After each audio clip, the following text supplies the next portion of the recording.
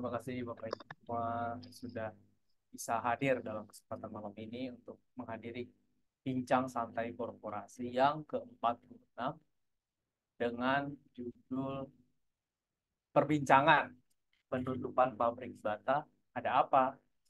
Ya, pertama-tama kita ucapkan puji dan syukur kepada Allah Subhanahu wa Ta'ala karena telah memberikan kesempatan kepada kita semua untuk bisa hadir di malam ini. Perkenalkan, nama saya Rizky dari SNF Consulting, uh, perusahaan konsultan manajemen yang membantu pertumbuhan bisnis perusahaan-perusahaan konsultasi dengan membangun sistem manajemen dengan landasan tripod manajemen. Apa itu tripod manajemen? Tripod manajemen itu adalah salah satu mencakup marketing, operasional, dan juga finance. Nah, gimana nih kabarnya Ibu dan Bapak semuanya sehat ya? Alhamdulillah. Gimana besok ini tanggal merah harusnya makin makin semangat nih malam ini. Nah, untuk apa namanya perkenalan, ini Bincang Santai Korporasi ini adalah salah satu layanan dari SNF Consulting yang biasa kita singkat menjadi BSK ya. Udah ada 46 episode yang tujuannya untuk apa sih sebenarnya? Tujuannya adalah untuk bisa bareng-bareng mengupas uh, kejadian atau fenomena-fenomena di ranah bisnis di Indonesia, umumnya di Indonesia dan juga beberapa kali dan sering kali juga kita kupas di ranah internasional terkait bisnis dan manajemen. Tempo hari lalu sudah kita bahas terkait body shop yang mulai bangkrut di Indonesia, lalu IPO Longso dan lain sebagainya. Nah, SNF Consulting ini apa sih ya? Jika ada yang bertanya-tanya ya, itu adalah konsultan manajemen dan bisnis. Tugasnya adalah ya tadi membantu perusahaan-perusahaan dari segi konsultasi untuk bisa membangun sistem manajemen kepada perusahaan-perusahaan yang dirangkul. Layanannya ada apa saja sih? Nah, layanannya ada manajemen sparring partner, itu adalah singkatnya adalah partnering antara SNF dan perusahaan-perusahaan operating ataupun investing. Lalu juga ada CPPI. CPPI adalah Club for Private Placement Investee, yaitu misalnya dari teman-teman semua, Bapak Ibu semua itu ada yang membutuhkan investor, nanti kita coblangi. Ya. Lalu ada EIC, nah ini adalah kebalikannya. Ini bagi para investor yang ingin menemukan para investor perusahaan-perusahaan yang kira-kira prospek nih untuk diinvestasikan ke depan. Lalu kita ada kelas-kelas manajemen, yaitu korporatisasi, CEO, RPD, valuasi perusahaan, investment company, wakaf korporat, dan lain sebagainya. Lalu ada studi kelayakan, layanan business plan, annual report, corporate valuation, roadmap perusahaan, dan lain-lain. Jadi bisa langsung chat Japri aja yang saya ada di grup. Nah, kami ada di Surabaya, pusat di Surabaya, namun alhamdulillah kami sudah hadir di Jakarta. Jadi kalau mau uh, ketemu bisa nanti ke kantor. Kalau di Surabaya kami di Jalan Pemuda di Sinarmas, di gedung Sinarmas ya. Lalu di Jakarta di Grand Indonesia. Nah, tadi saya menyebutkan Mas Rizky, ada yang komen di chat tentang tentang ini, sampai kurang kelas keras suaranya. ada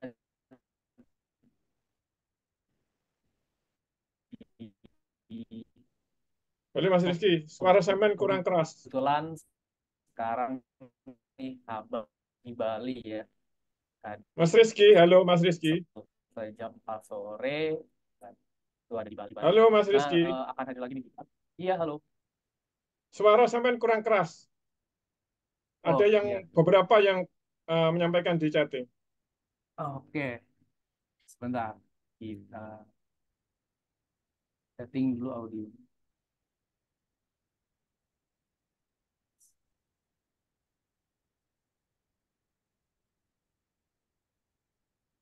Halo, halo. Nah, oke. Nah, aman ya suaranya ya. Maaf nih, Nah, saya aman. lihat chat nggak masuk.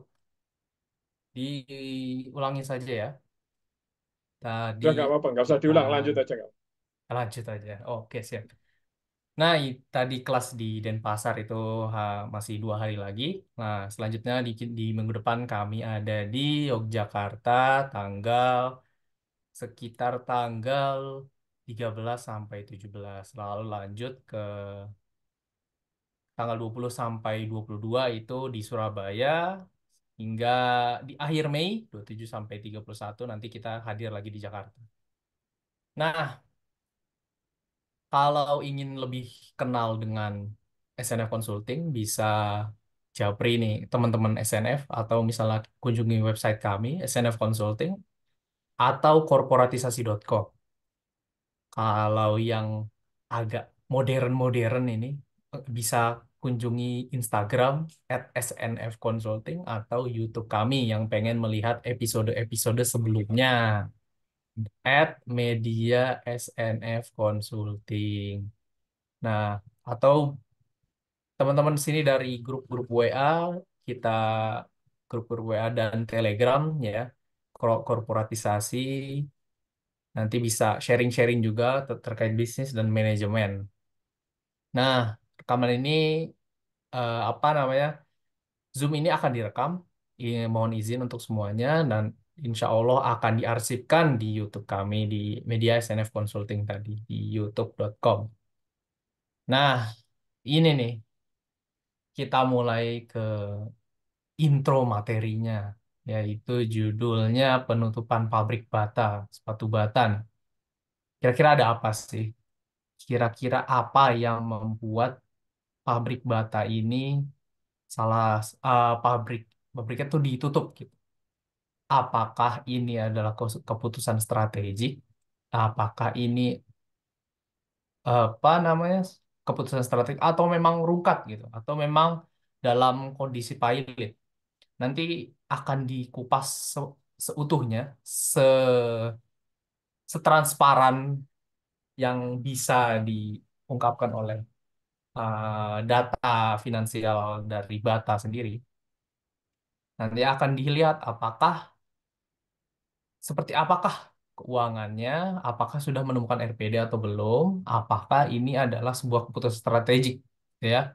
Karena beberapa korporasi-korporasi besar di dunia itu kalau misalnya memang tutup itu adalah sebuah keputusan strategik. Apakah Bata ini juga mengikuti akan menghasilkan keputusan strategik tersebut dengan menutup pabrik dari Bata di Indonesia. Salah satunya. Nah, ini tuh hal apa namanya ya? Keputusan ini adalah sebuah pemahaman yang harus dimiliki oleh pelaku bisnis gitu. Mela bisa belajar melalui workshop-workshop atau kelas-kelas tadi atau bisa melalui melalui medium-medium seperti yang kami kita lakukan ini sekarang, yaitu adalah meeting online membahas dan saling belajar dan menggali ilmu lagi di online-online Zoom meeting yang sifatnya gratis maupun berbayar gitu ya. Dan kelas-kelas manajemen yang ada banyak gitu. Salah satunya SNF juga bisa melayani gitu ya. Nah, bagaimana secara kerjanya yang tepat dan terstandar sedunia gitu ya.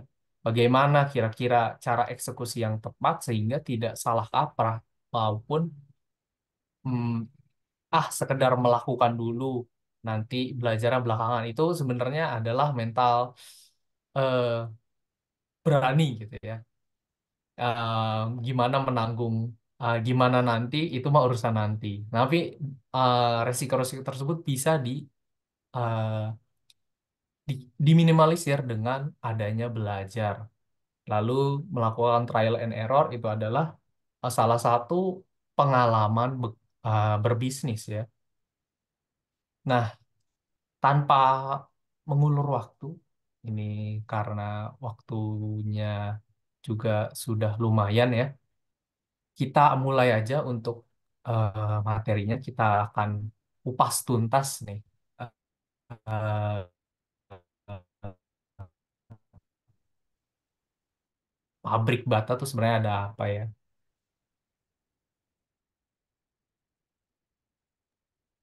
Silakan dimulai.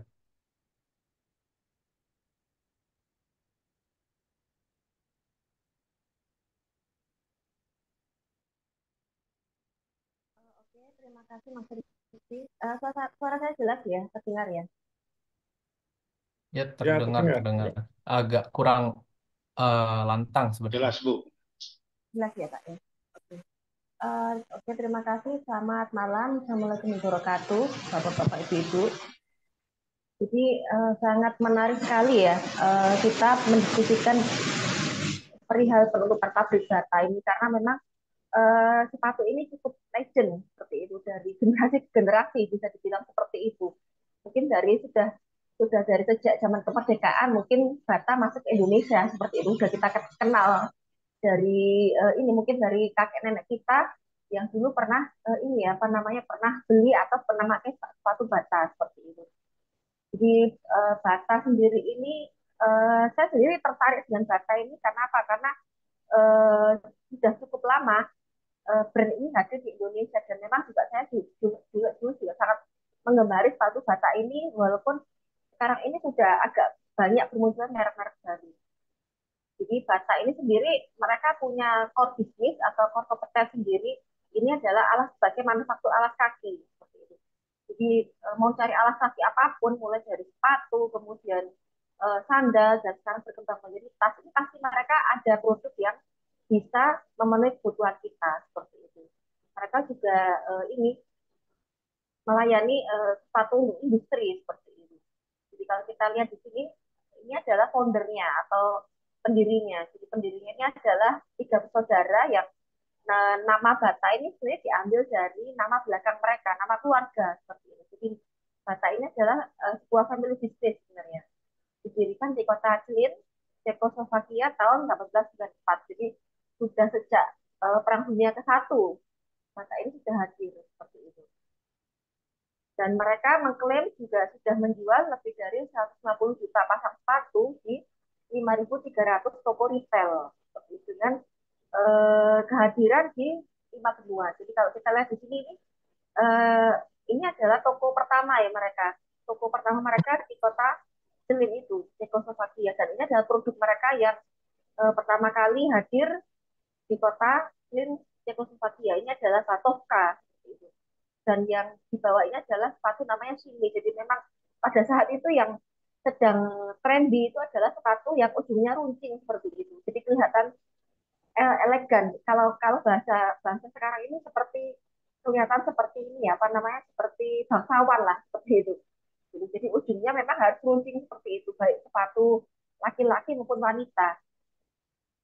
Nah kemudian mereka sendiri ini punya sebuah ini ya filosofi ya dalam membuat sebuah sepatu. Jadi sepatu bata ini mereka ingin hadir di Indonesia di dunia. Kenapa? Karena mereka ingin menyepatukan dunia. Jadi show the world, showing the world. Jadi mereka ingin dunia ini punya alas kaki, punya sepatu seperti itu, supaya pelanggannya atau customernya tampil bergaya dan dengan harga yang ramah di kantong.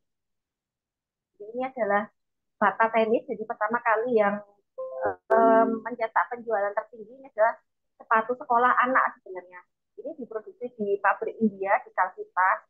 Jadi ini penjualannya pertama kali muncul tahun sekitar 1934. Jadi pada saat Perang Dunia Kedua ya waktu itu ya.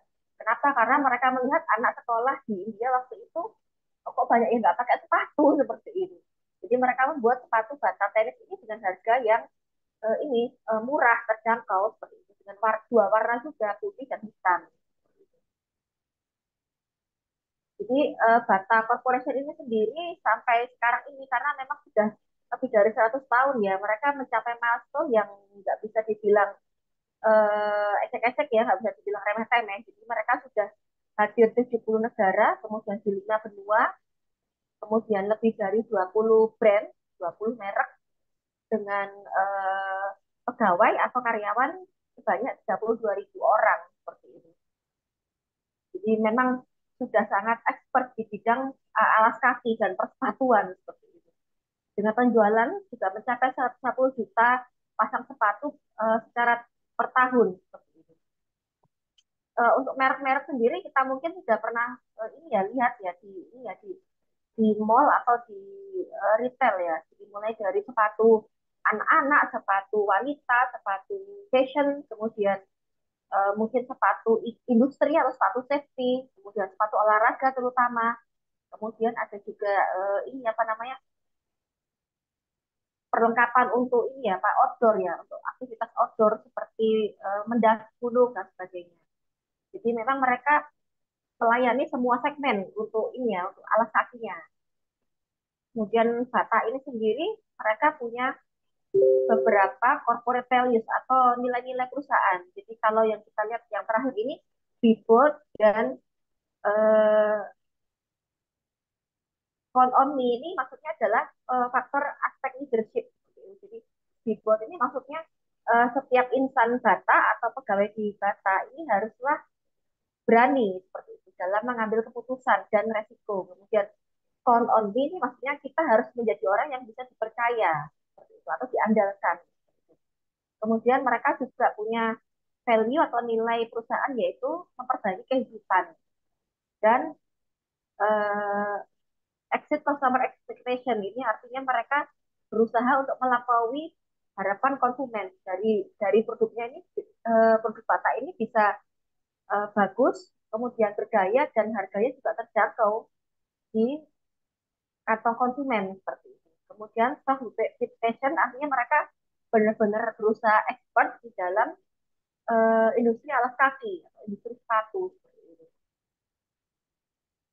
Kemudian sepatu Bata Indonesia sendiri, PT Sepatu Bata TBK ini adalah mereka memiliki visi untuk memperkuat posisi Bata sebagai pemimpin bisnis alas kaki di Indonesia dan meningkatkan nilai pemegang saham. Kemudian misinya adalah mencapai menjadi organisasi dunia yang sukses, yang paling dinamis dan paling ahli mengerti dalam kondisi alas kaki, pasar alas kaki sebagai bisnis utama seperti ini. Jadi mereka ingin ini ya menjadi pemimpin dunia ya dalam industri alas kaki seperti ini. Kalau kita lihat pencapaian atau milestone PT Sepatu Bata ini sendiri sudah cukup panjang sekali. Jadi seperti yang kita diskusikan tadi, sejak ini ya, sejak Perang Dunia Kedua sudah hadir di Indonesia seperti itu. Jadi awal mereka hadir sebagai importir sepatu, kemudian membuka pabrik di Kalibata. Jadi kalau dibilang Kalibata itu sebenarnya dulu asalnya ini adalah ada pabrik bata di situ yang sekarang mungkin bapak-bapak dulu pernah lihat apartemen Kalibata. Nah di situ tuh dulu pernah ini berdiri pabrik bata, kemudian dipindah ke ini Purwakarta seperti itu. Kenapa? Karena mereka membutuhkan fasilitas produksi yang lebih luas seperti itu. Kemudian tahun 1982 ini sendiri ini pabriknya sudah selesai dan listing di bursa tahun 1994. Jadi mereka ini apa namanya mencatatkan diri sebagai perusahaan terbuka tahun 1994. Kemudian dalam perjalanannya mereka juga ini ya apa namanya membentuk anak perusahaan yaitu sepatu bata online yang berfokus di penjualan sepatu online. Jadi khusus untuk e-commerce penjualan sepatu bata di Indonesia. Kemudian untuk pemegang saham sepatu bata sendiri kita bisa lihat di sini ini adalah sebagian besar sahamnya ini masih dipegang oleh parent company-nya yaitu Kompas Limited dan Bavin Netherlands. Jadi Bavin Netherlands ini sesuai dengan namanya ini berbasis di Belanda seperti itu. Jadi kalau kita lihat di sini memang korporatisasi sepatu bata ini memang masih kurang cepat ya. Jadi bisa dibilang lambat. Kenapa? Karena dari sudah 30 tahun lebih ini untuk untuk pemegang saham pengendali ini masih sangat besar sekali persentasenya. Kemudian untuk masyarakat sendiri ada sekitar 18% ya kepemilikan saham.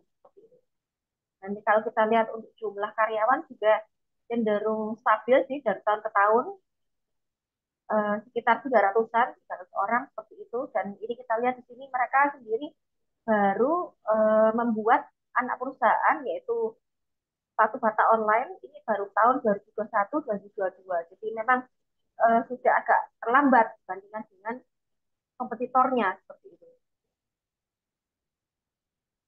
Kemudian kalau kita lihat kinerja keuangan Sepatu Bata ini sendiri memang nggak terlalu bagus dari tahun ke tahun. Kenapa? Karena Sepatu Bata ini sendiri mereka mengakui bahwa terdampak dengan pandemi ya, pandemi COVID-19 seperti itu. Jadi memang semua industri memang pasti mengakui bahwa mereka oh kita terdampak COVID seperti itu.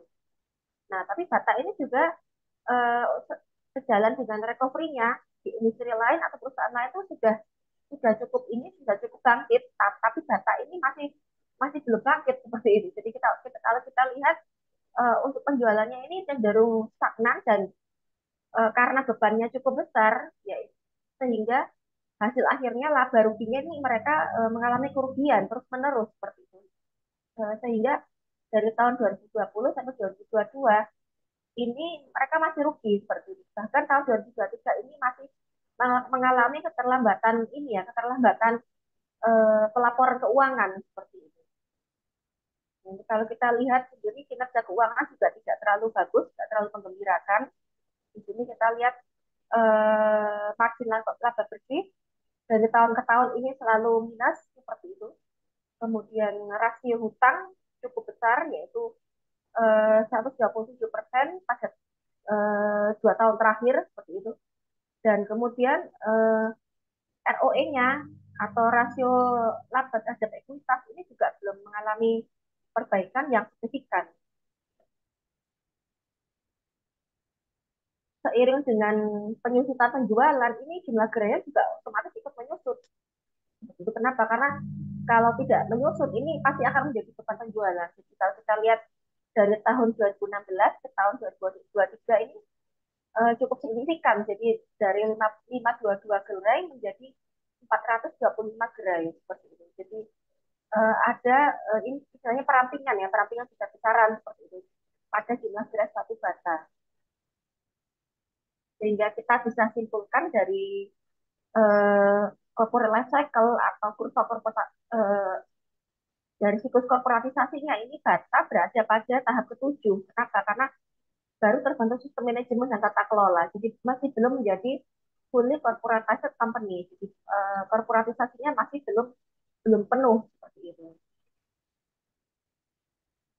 Bagaimana sih dengan pertumbuhan industri alas kaki? Jadi industri alas kaki sendiri ini sih kalau kita lihat dari banyak riset ini menunjukkan kenaikan sebenarnya, terutama alas kaki untuk pria.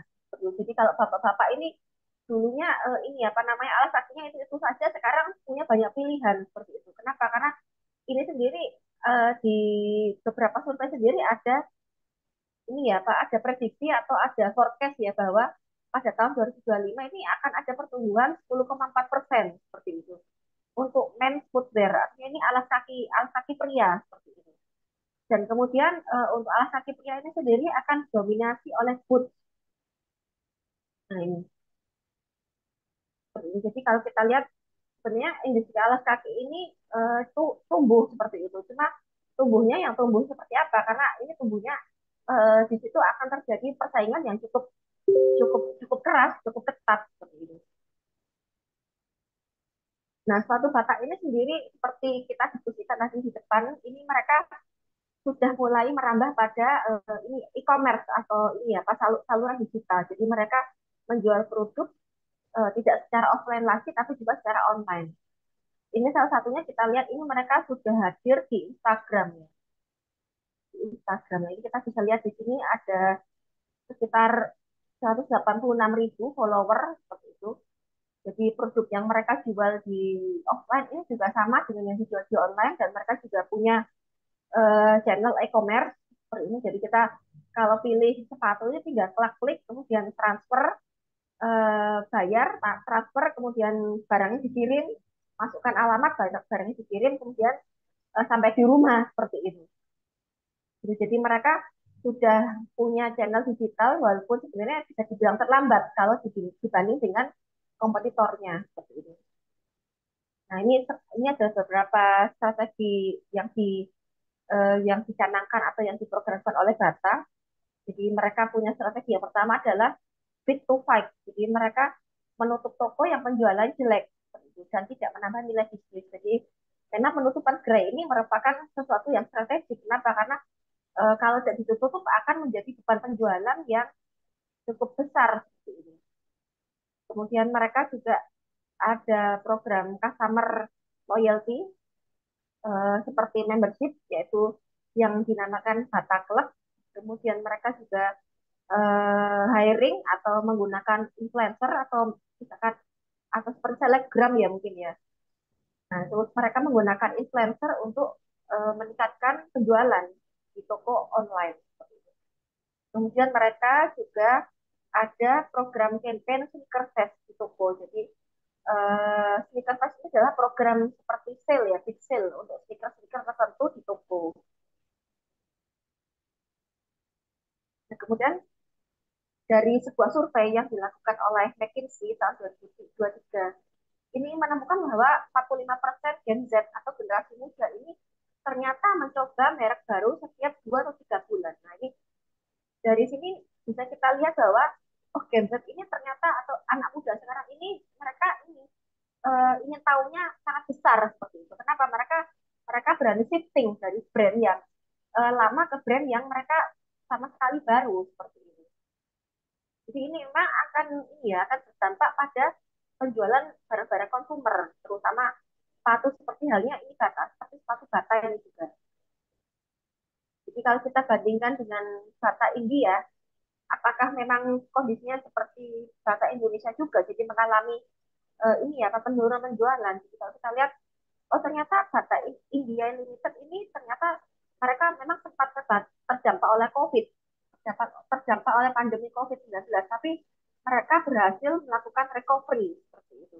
Jadi kalau kita lihat di sini dari tahun 2021 ke 2023 pelan-pelan mereka bangkit seperti itu. Dan hal ini juga membawa dampak yang baik pada ini keuntungannya atau pada profitnya seperti itu. Kenapa? Karena sempat rugi, kemudian berhasil untuk bangkit seperti itu. Walaupun ini ya, apa namanya tipis ya seperti itu penjualannya dan profitnya juga tipis seperti itu. Tapi sudah cukup baik daripada bata Indonesia atau sepatu bata TBK yang masih rugi. Gitu. Kemudian kalau kita amati pada ini perputaran persediaan, inventory turnover ini, ya, persediaannya juga cukup ini, cukup cukup cepat. Jadi awalnya adalah 1,5 bulan. Jadi 1,5 ini maksudnya sepatu itu akan nongkrong di toko itu selama 1,5 bulan sebelum dia terjual seperti itu. Kemudian agak lama lagi tahun 2022 ini 1,7 1,7 bulan. Jadi sebuah sepatu itu akan terjual setelah masuk toko, akan terjual ke customer itu selama 1,7 bulan lamanya nangkringnya di toko itu. Jadi kalau kita lihat ini memang apa namanya agak lama tapi masih lebih bagus daripada Bata Indonesia karena Bata Indonesia ini kalau kita lihat di ini perbandingannya ini perputaran persediaannya adalah 2 bulan, 2,2 bulan Bata Indonesia ini. Dan kemudian dari aspek margin keuntungannya juga cukup bagus. Kenapa? Karena profit marginnya 9,2% seperti itu dibandingkan dengan Bata Indonesia yang minus seperti itu. Kenapa? Karena tidak ada keuntungan ya, minus 17% seperti itu. Kemudian dari segi rasio hutang ini juga cukup terkendali, cukup kecil, bahkan sangat kecil Bata India Limited ini. Hanya 0,87%. Kemudian dari aspek ini pemegang saham kita bisa amati bahwa Bata India ini 50% ini dipegang oleh pemegang pemegang saham, founder, pengendali, dan kemudian sisanya adalah sebesar 50% juga ini adalah ini ada banyak pengendali, ada banyak pemegang saham, ada banyak pemegang saham seperti itu. Ada mutual fund, ada asuransi, ada masyarakat, kemudian ada investment fund seperti itu. Jadi bisa dibilang bahwa Bata India Limited ini sudah hampir fully corporatized company, jadi sudah hampir terkorporatisasi seperti itu. Jadi kalau kita lihat di sini sangat berbeda dengan Bata Indonesia ya, yang dimana pemegang saham pengendalinya ini masih sekitar 80%. Nah, kita bisa lihat di sini Bata India Limited ini perputaran persediaannya ini cukup cepat sebenarnya jika dibandingkan dengan Bata Indonesia yang kurang kurang cepat dan kurang signifikan perputaran persediaannya, di mana Bata Indonesia ini 2,22 bulan seperti itu, sedangkan Bata India ini hanya 1,7 dan 1,5 atau 1,5 bulan seperti itu. Sebuah sepatu itu bisa terjual. Kemudian kita bisa amati juga bahwa di beberapa aspek ini Bata India Limited ini nilai intangible asetnya sangat besar sekali, 39 triliun. Jika dibandingkan sepatu Bata Indonesia, nilai intangible asetnya malah minus seperti itu. Kenapa? Karena memang ini apa namanya market cap-nya memang tergerus seperti itu, hanya 100 miliar seperti itu. Kemudian dari jumlah pabrik sepatu Bata Indonesia adalah jumlah pabriknya adalah satu, kemudian sepatu Bata Limited jumlah pabriknya ada di 4 lokasi seperti itu. Itu tentu akan membawa perbedaan ya pada ini ya, pada efisiensinya, karena dengan jumlah pabrik yang banyak itu pasti akan terjadi efisiensi yang cukup besar seperti itu, dan untuk negosiasi barang bahan baku ke supplier pasti lebih bagus seperti itu. Kenapa? Karena mereka bisa membeli bahan baku dengan kuantiti yang lebih besar daripada mereka membeli bahan baku untuk satu pabrik saja. Dan kemudian kalau kita bandingkan jumlah retail, toko retail ini juga sangat sangat sangat jomplang sekali, sangat berbeda sekali. Kenapa? Karena sepatu Bata Indonesia ini hanya 425 toko. Bandingkan dengan Bata India yang mencapai 2050 toko. Jadi memang ada perbedaan yang sangat besar, sangat signifikan sekali di sini. Dan ini tentu membawa dampak pada pendapatan juga. Jadi pendapatannya juga cukup timpang seperti itu. Jadi Bata India ini sendiri sudah memiliki channel ya, channel digital untuk melakukan penjualan secara online. Jadi bahkan dibilang sudah lebih cepat daripada Bata Indonesia seperti itu. Karena Bata India ini sudah masuk ke pasar e-commerce, ke pasar online itu sejak tahun 2019 seperti itu. 2018 bahkan sudah ada. Jadi memang mereka istilahnya sudah curi start begitu dibandingkan dengan Bata Indonesia. Nah ini kita bisa lihat perbandingan ini ya Pak, followernya ya, 214.000 follower. Kalau di Bahasa Indonesia ini kita bisa lihat di sini hanya 186. Jadi memang ada perbedaan yang cukup signifikan.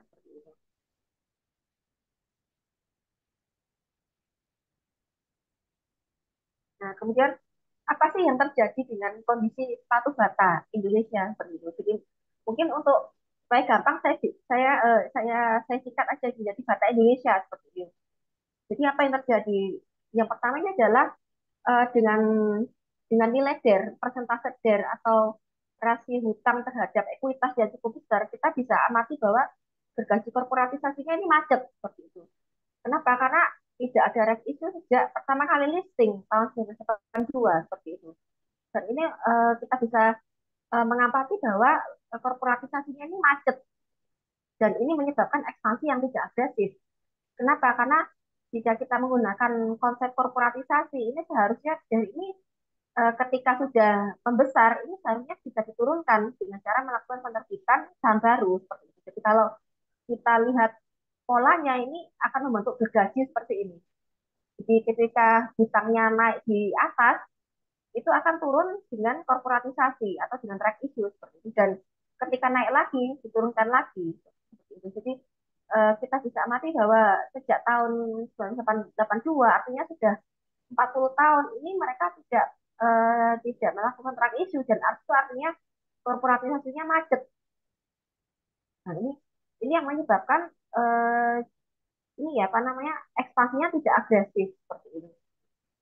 Kemudian yang kedua adalah inovasinya dan integrasi dengan target market Gen Z. Jadi kalau kita bisa bilang eh, selera customer yang cukup cepat seperti ini perubahannya. Nah ini Bata ini bisa dibilang tidak bisa mengikuti seperti itu. Kalau kita lihat di media sosial, Bata India ini mereka meluncurkan sebuah kampanye di mana pelanggan ini bisa melakukan kustomisasi pada sepatu mereka. Nah, ini kita bisa bilang ini, kita bisa lihat di sini. Jadi semua ini ya, semua artis atau semua desainer sneaker ini bisa apa namanya mengirimkan desain mereka seperti itu. Nah, ini kita lihat di sini. Jadi mereka ini apa namanya memungkinkan pelanggan untuk membuat sneaker mereka sendiri, membuat desain sepatu mereka sendiri. Ini loh sepatu sepatu custom dari saya seperti itu. Apakah bisa bisa dibikin nggak kira-kira? Dan hal ini yang tidak ditangkap ya perubahan selera ini tidak ditangkap oleh Batak Indonesia seperti itu. Gitu. Jadi memang Gen Z atau mungkin Gen Alpha ini juga mungkin nanti seleranya akan beda-beda ya Pak Firman ya dengan Mas Rizky ya. Jadi saya juga kurang tahu itu kalau Gen Alpha ini nanti seperti apa lagi tuh nanti seleranya seperti itu. Kemudian yang terakhir adalah mereka Batak Indonesia ini lambat mengadopsi digital multi channel. Jadi kalau kita lihat beberapa kompetitornya ini sudah sangat agresif sekali. Jadi mereka selain merekrut selebgram, influencer, mungkin ada buzzer juga, saya juga kurang tahu. Followernya ini juga cukup kencang sekali bertambahnya seperti itu. Kita bisa lihat di sini ada Adidas, kemudian ada Aero Street ini sepatu kekinian anak muda seperti itu. Ini mereka sudah ini ya sudah mengadopsi digital multi channel. Jadi mereka tidak hanya menjual secara offline di toko retail atau di mall, tapi mereka juga menjual secara online seperti itu melalui e-commerce dan media sosial. Dan Bata India ini sendiri sudah hadir sejak tahun 2018. Mereka menjual secara online. Sedangkan Bata Indonesia ini baru hadir tahun 2021 atau 2022 baru intensif ini hadir seperti ini. Jadi kita bisa simpulkan di sini bahwa ya pertama sepatu bata ini bata Indonesia ini harus mengevaluasi laju korporatisasinya. Kenapa? Karena ada indikasi kemacetan korporatisasi di situ. Kemudian kurang agresifnya di dalam hal inovasi dan marketing dalam melayani selera pasar. Kemudian yang ketiga adalah penurunan penjualan. Jadi penurunan penjualan ini menyebabkan kapasitas pabrik itu ini menganggur seperti itu, idle seperti itu. Sehingga perputaran RPD ini lambat dan efisiensinya akhirnya menurun seperti itu. Sehingga karena beban semakin besar ya otomatis mau nggak mau harus tutup seperti ini. Nah kemudian yang ini kita bisa amati dari hal-hal yang memicu penurunan penjualan ini bisa yang pertama adalah perubahan selera konsumen seperti itu, perubahan selera apa namanya customer seperti itu. Ada perubahan selera menjadi apa customized oleh merek-merek yang baru muncul seperti itu. Kemudian customer switching ke produk yang lebih murah. Kenapa? Karena adanya inflasi dan mungkin pemulihan ya mas, pemulihan dari pandemi COVID-19. Kemudian adopsi digital multi channel ini yang harus dilakukan secara agresif. Kemudian yang terakhir adalah kompetisi dan efisiensi produksi. Jadi persaingan dengan brand baru dengan value proposition yang lebih menarik seperti ini. Jadi hal ini menyebabkan sepatu batas makin sulit bertahan. Demikian mungkin yang dapat saya sampaikan. Mungkin saya kembalikan ke Pak Rizky dan Pak Firman. Mungkin silakan. Siap. Terima kasih banyak Mbak Asti. Selanjutnya sesi pertanyaan. Sebelum masuk ke sesi pertanyaan, Pak Iman ada yang ingin ditambahkan atau misalnya ada insight-insight eh, yang bisa di sharing. Oke. Ada beberapa poin yang menurut saya penting untuk kita bahas ya tentang sepatu bata ini. Yang pertama adalah bahwa sama kayak kasusnya The Body Shop tempo hari ya. Bata ini terjebak pada produsen yang sekaligus memiliki toko-toko sendiri. Nah, sekarang coba teman-teman periksa dirinya sendiri. Kalau beli sepatu ke toko miliknya prinsipal, apa ke toko yang umum? Kalau saya beli sepatu itu atau sandal itu datangnya kalau selama yang sering karena di kantor saya di Surabaya itu di depan di seberang jalan ada mall, di situ ada Matahari, saya paling sering ke Matahari. Kemudian saya tidak milih merek sepatu, ya mana saja yang kira-kira waktu itu cocok dengan kaki saya, sandal yang paling cocok, saya beli. Nggak, nggak fanatik merek. Nah, menurut saya, sama kayak The Body Shop, jadi Bata ini terjebak pada outlet miliknya sendiri. Sehingga dia ditinggalkan oleh customer-customer yang tidak fanatik merek. Dia fanatiknya pada produk yang cocok dengan dia. Nah, kayak kayak saya ini. Atau kalaupun kalaupun fanatik merek, menyelenggarakan sendiri jalur distribusi retail kayak Bata ini berat. Satu, yang kedua, isu berikutnya adalah bahwa Bata ini ada kesalahan strategi. Dia punya anak perusahaan digopublikkan. Sebenarnya tidak umum anak perusahaan digopublikkan itu. Justru yang terjadi kalau anak perusahaan itu yang semula publik malah di delisted. Kayak Danone ketika dia punya akuisisi Aqua di Indonesia, semula Aqua itu adalah perusahaan publik di delisted dan memang rumusnya begitu namanya anak perusahaan itu tidak boleh listing harusnya. Yang listing cukup induknya. Nah, sementara Bata ini terbalik, induknya nggak listing, anaknya dilistingkan. Itu yang menurut saya salah. Nah, sehingga tadi kenapa Mbak Asti tidak pernah bisa menyampaikan tadi data sepatu Bata sebagai sebuah perusahaan, Bata Corporation, karena memang nggak ada datanya. Hanya didekati dengan data sepatu Bata Indonesia dan sepatu Bata India. Nah, kalau Bata Indonesia dan Bata India pasti akan macet korporatisasinya karena dia anak perusahaan. Nggak mungkin Bata induknya itu melepaskan Bata Indonesia dan Bata India sebagai full corporatized company, tidak ada pemegang saham kendali, itu nggak mungkin. Yang ada harusnya malah di delisted itu Bata Indonesia itu. Nah, itu yang kedua. Kemudian yang ketiga, apakah Bata ini dengan penutupan pabrik di Indonesia itu terganggu? Enggak, menurut saya. Walaupun kita nggak tahu data Bata ya secara internal, secara global.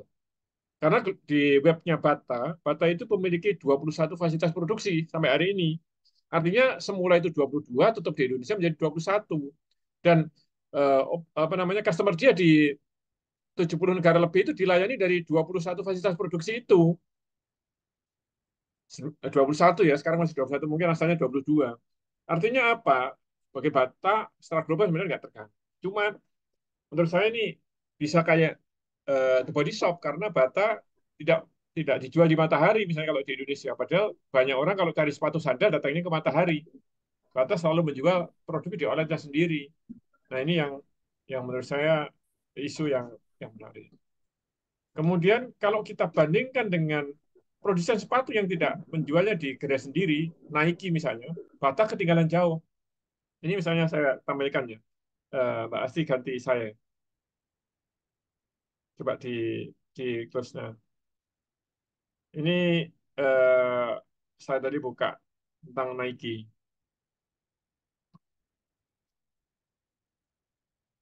Nah, teman-teman bisa melihat layar saya nih. Ya, jelas, tapi WhatsApp ini. Oh, sudah stop dulu. Saya harusnya buka buka eh, ini Nike sebentar.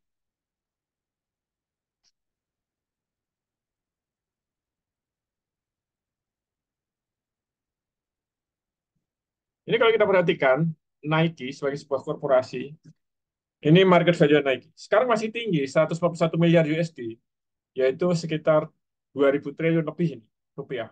Masih tinggi. Dia pernah mengalami penurunan ini, tapi ini saya kira ini terkait dengan pandemi ini, masih belum recovery dia secara market.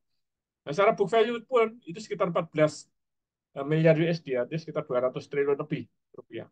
Sehingga kalau menurut saya secara strategi global, gayanya Nike yang tidak menjual produknya pada gerai-gerai sendiri, pada gerai retail sendiri, itu bagus. Jadi ini apa namanya, Nike ini dia prinsipnya ya harimau tidak makan rumput ya. Biar retail itu urusannya Matahari aja kalau di Indonesia atau retail-retail yang lain. Karena dia fokus sebagai sebuah produser sepatu. Jika RPD-nya adalah nanti adalah model sepatu. Kalau kayak Bata ini nggak jelas RPD-nya. Apa di model sepatu, apa di jumlah gerai. Nah, tapi kalau kayak Nike, Matahari serius di bidang gerai. Dia fokus penumbuhan gerai. Sementara si Nike sendiri, pokoknya aku bikin sepatu aja yang bagus. Jadi RPD-nya adalah model sepatu. Nah, Bata ini kalau dalam konteks itu terjebak di antara dua itu. Jadi kita tidak bisa, tidak menurut saya nanti kalau ini dilanjutkan, tidak koreksi, Bata bisa bisa berat juga, makin lama makin berat. Nah, daya saingnya di pasar kurang bagus karena dia harus ngurusi gerai, harus ngurusi model sepatu, ngurusi pabrik, macam-macam. Sementara Nike pabrik aja tidak, pabrik enggak, model sepatu enggak. Dari seluruh asetnya difokuskan pada persediaan sepatu, pada model sepatu. Sehingga menurut saya Nike ini yang lebih pada tepat pada pada sebuah filosofi bahwa namanya anjing itu nggak pernah makan rumput. Sampai namanya harimau tidak pernah makan rumput. Makanya adalah kijang. Kijangnya yang makan rumput. Nah, gitu. Ini jadi secara ekosistem Nike lebih bagus dan secara angka juga lebih bagus. Nike labanya juga bagus. Eh, dia tidak rugi seperti itu. Nah, coba Bata ini karena kita nggak punya data globalnya, punyanya hanya Indonesia dan India. Tadi pendekatannya Mbak Asih itu tadi, itu pendekatan yang paling memungkinkan karena nggak mungkin kita bicara data secara data corporation yang seluruhnya di seluruh dunia. Saya kira itu tambahan. Kita masih ada waktu 15 menit untuk diskusi, Mas Rizky. Silakan. Ya, terima kasih Pak Imam. Nah, kita selanjutnya ada sesi pertanyaan. Jika dari Bapak dan Ibu ada yang ingin bertanya, dipersilahkan ya. Sedikit tambahan ini, perkenalan sedikit. Pak Iman ini adalah CEO dari SNF Consulting dan juga konsultan senior di SNF Consulting. Beliau ini sudah berselancar di ranah manajemen kurang lebih 30 tahun. Jadi sudah tidak diragukan lagi ya eh, analisanya. Ya silakan yang ingin bertanya via chat atau misalnya via mic, silakan. Mas Rizky, boleh nanya? Boleh. Assalamualaikum. Waalaikumsalam. Ini Waalaikumsalam. silakan. Ini Pak Yudi sama Pak Susilo. Monggo siapa yang mau duluan? Pak Pak, Pak ya, Yudi.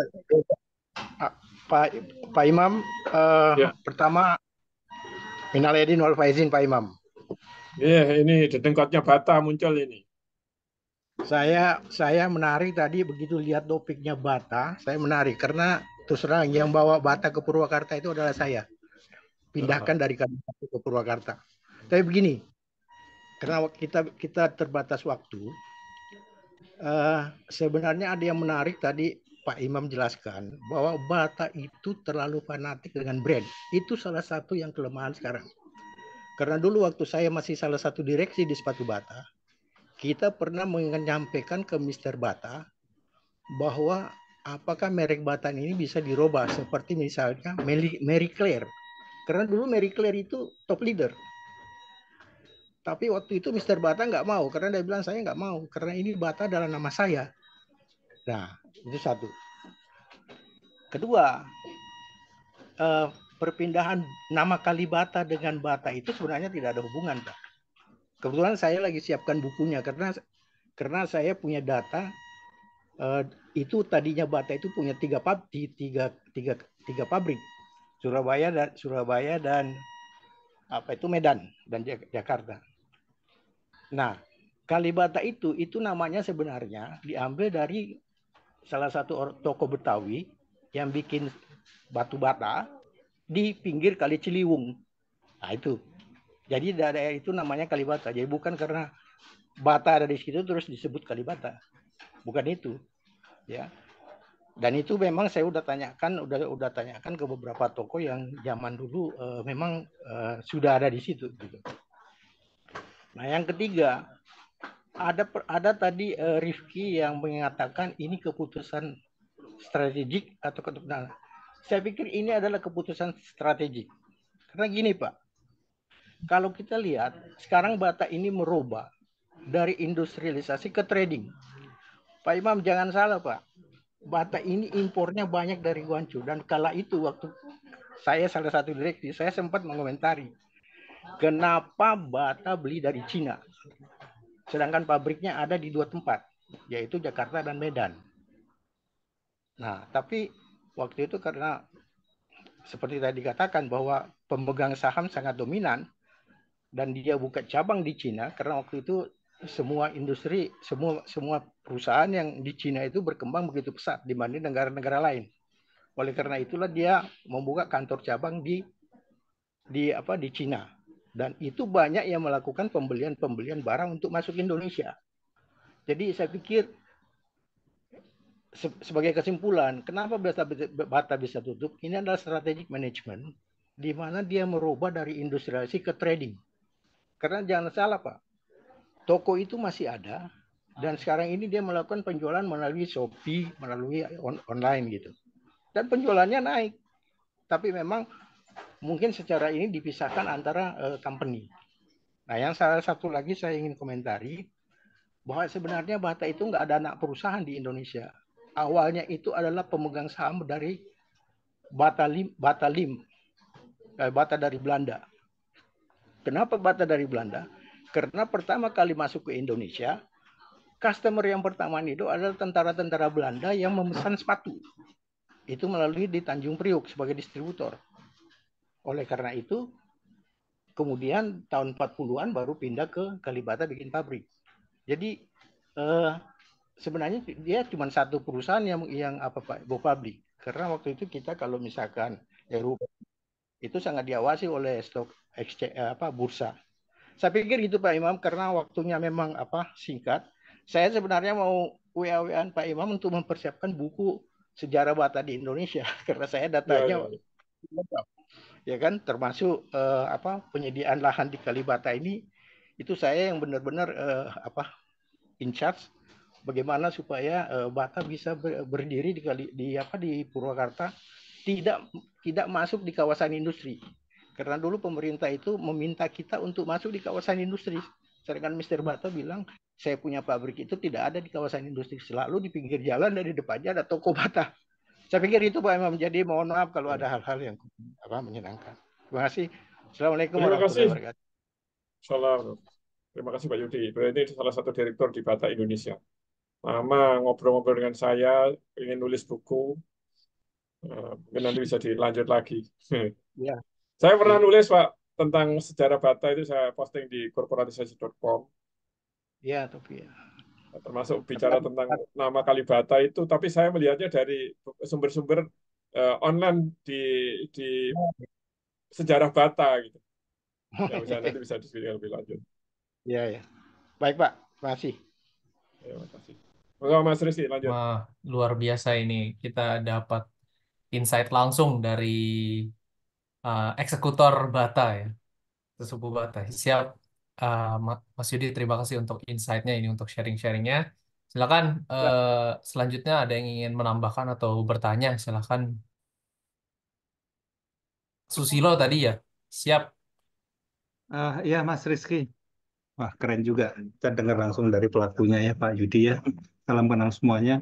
Pak Iman, terima kasih. Saya pembaca setia artikel Pak Iman, menarik. Terima kasih. Ya, kalau Bata, saya kelahiran 65 Pak ya. Jadi memang waktu saya SD SMP dibeliin Bapak sepatu Bata dan sandal Bata itu luar biasa Pak. Keren banget, karena memang nggak ada yang lain yang ngetop gitu. Awet, nah itu terkenalnya kan awet. Kalau model ya memang waktu itu nggak ada saingannya Pak ya. Jadi mungkin Bata memang brand image-nya sangat kuat sekali gitu. Nggak ada saingan yang banyak sehingga ya ada grade sih mungkin nggak ada masalah karena memang eh, akan dicari gitu Pak. Sekarang kan banyak. Sekarang Bata pun juga udah lama dengan model-model yang baru-baru dan bagus-bagus gitu. Tetapi saya aja yang sudah umur, apalagi anak-anak sekarang jarang tuh masuk ke Bata. Ya karena memang juga image-nya masih masih apa dulu yang kuno gitu kan. Gitu. Kalau sekarang katakanlah kita kalau saya sih cerita tentang sebagai konsumen aja.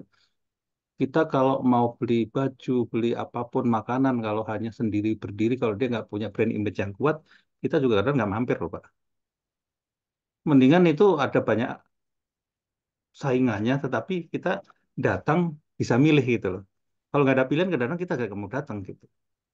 Jadi sebenarnya kita kalau jualan yang mirip-mirip, entah makanan, entah apa, sebenarnya bukan saingan gitu. Kalau sendirian kita bener nggak sih, bagus nggak sih kan gitu. Kecuali kalau brand image-nya kuat kayak McDonald kan jarang ada di mall sampai saat ini gitu. Nah itu sih hanya pengalaman sebagai konsumen aja Pak ya, sebagai konsumen. Tapi menarik juga dari cerita Pak Yudi. Terus satu sih nanya ini Pak Iman minta dielaborate lebih dalam. Tadi kan cerita ya memang sih kalau saya ikutin itu memang jarang ya anak perusahaan yang go public ya. Kalau Pak Iman kan memang ya jangan go public anak perusahaannya tapi holdingnya gitu. Ah, kenapa sih Pak? Nah itu pertanyaan saya mulai tadi itu saya dengar. Oh iya memang iya kenyataannya. Kenapa sih lah? Kalau boleh ada waktu boleh gitu. Itu Pak Imam. Terima kasih semuanya. Ya, menarik itu pertanyaan itu. Jadi, kenapa enggak go public? Yang pertama adalah namanya anak perusahaan itu harus merupakan bagian tak terpisahkan dari induk. Sedemikian rupa sehingga sebenarnya adalah kayak misalnya kayak Aqua di Indonesia itu adalah bagian tak terpisahkan dari si Danone. Nah, misalnya direkturnya Aqua di Indonesia itu sebenarnya adalah manajer level menengah di Danone, misalnya begitu. Nah, bayangkan kalau itu Aqua itu go public, mau ganti manajer level menengah aja harus ke lantai bursa, harus RUPS panjang, harus macam-macam. Padahal itu kan bagi manajemen dana secara keseluruhan, itu kan cuma ya namanya salah satu manajer menengah kalau mau promosi ya dipindah ke negara mana, diganti ini, diganti itu. Gampang, harus gampang. Tapi kalau go public itu nggak gampang, jadi studinya bukan main, maka nggak dilakukan. Nah, maka di delisted Danone itu, apa Aqua itu. Yang pertama. Yang kedua, nah, terus kalau butuh duit dari mana? Kalau butuh duit, nerbitkan saham di Indonesia dengan di Indo itu lebih efisien di Indo karena kalau nerbitkan di Indo, misalnya kayak Nike ya di Amerika, di Global. Sekarang ini kalau butuh duit katakanlah 200 triliun, dia terbitkan 10% 200 triliun, tinggal didistribusikan di negara mana dia butuh, nggak usah pakai ribet. Nah, tapi kalau kayak Bata ini cari duit di Indonesia market value-nya cuma 100 miliar, mau butuh duit 10 triliun, 10 miliar aja ribet gitu. Nah, itu kenapa si anak itu cenderung tidak pernah dikupablikan. Bahkan bukan hanya di Indonesia, Mount Elizabeth Hospital ketika diakuisisi oleh IHS dari Kuala Lumpur, di delisted juga sama. Karena lebih mudah nyari duit di Kuala Lumpur daripada di Singapura. Di samping tadi masalah bagaimana manajer di anak itu sebenarnya adalah bagian tak terpisahkan dari hierarki manajemen di pusat. Sehingga mindah-mindahnya harus gampang. Nah, begitu Pak Susilo. Ya, ujung-ujungnya bottom line-nya adalah efisiensi, Pak ya. Efisiensi dalam artian Iya, prosesnya, terus apa namanya, mungkin ada regulasi di sananya, dan lain-lain lah. Artinya efisiensi lebih ke streamline gitu ya, Pak ya. iya betul. Streamline strategi, streamline operasional juga. Dan eh, kalau kita ngomong perusahaan sudah kayak tadi kan, sebenarnya eh, tempat perangnya, prinsip sepatu itu di mana? Gitu. Kalau yang saya sampaikan Pak, itu di matahari, Pak. Bapak kalau cari sepatu kan paling ke matahari atau jenisnya kan, atau ke Sogo itu. Dan bandingkan merek-merek yang ada di situ, yang paling cocok diambil gitu saja. Karena sepatu itu selera sekali. Kadang-kadang modelnya cocok, di kaki di nyaman nggak nyaman dipakai, nggak jadi dibeli. Mereknya bagus, di kaki nggak nyaman dipakai, nggak jadi dibeli. Nah, itu relatif sekali dan battle-nya itu dari battle-nya adalah di toko sepatu, di retail-retail sepatu itu. Jadi kalau betul kalau kayak Bata ini kalau kita mereknya nggak kuat kita males juga datang ke sepatu yang sendirian gitu. Ngapain gitu? Sehingga menurut saya Bata punya beban masa lalu strateginya kayak kayak The Body Shop yang hanya menjual produknya di gerainya sendiri dan tidak masuk pada pertempuran yang sesungguhnya yaitu di retail sepatu yang ada di masyarakat. Gitu. Saya kira begitu tambahnya. Terima kasih, Pak Iman. Monggo Mas Rizky. Terima kasih Pak Susilo untuk tambahan dan pertanyaannya ya. Eh, Gak kerasa ya udah jam 9 ini. Eh, ya kita akhiri pertemuan. Sebentar Mas Riki, ada pertanyaan yang Ya, gantol ini sedikit.